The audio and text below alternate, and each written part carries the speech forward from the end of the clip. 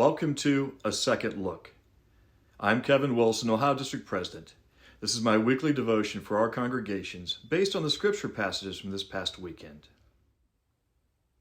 Our devotion this week is entitled Pastoral Aspirations. It comes from 1 Timothy chapter 3, verse 1. The saying is trustworthy. If anyone aspires to the office of overseer, he desires a noble task. I experienced a double take when I read this passage. Now, why do you think I had to think twice? Well, it wasn't the term overseer. I realize that's not the most commonly used word today for a pastor, but it's not uncommon in the Bible. At least 4 books of the Bible have the term overseer. Maybe it was noble task. Oh, no. Aspiring to be a pastor is described as something that is godly, that is desirable in the scriptures. It is a noble task.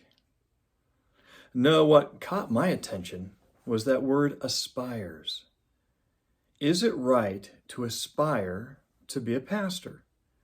I mean, the Bible speaks a great deal about not promoting ourselves, about selflessness.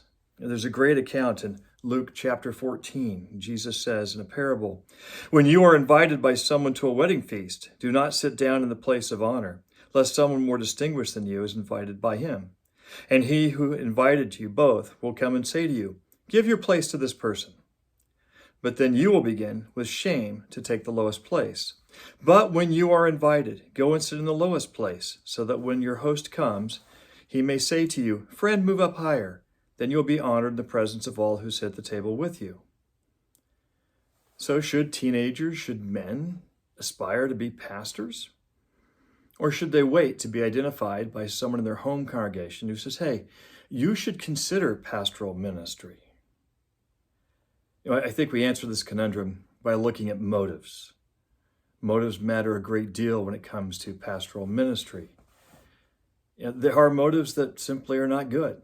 If one is motivated by power or influence, that's not the way to move into pastoral ministry.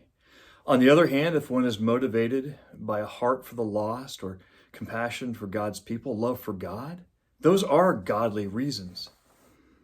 But I think it comes down to motive. If we have a godly motive, then absolutely aspiring to be an overseer, to be a pastor, is a godly thing. Until next week, the Lord bless and guide.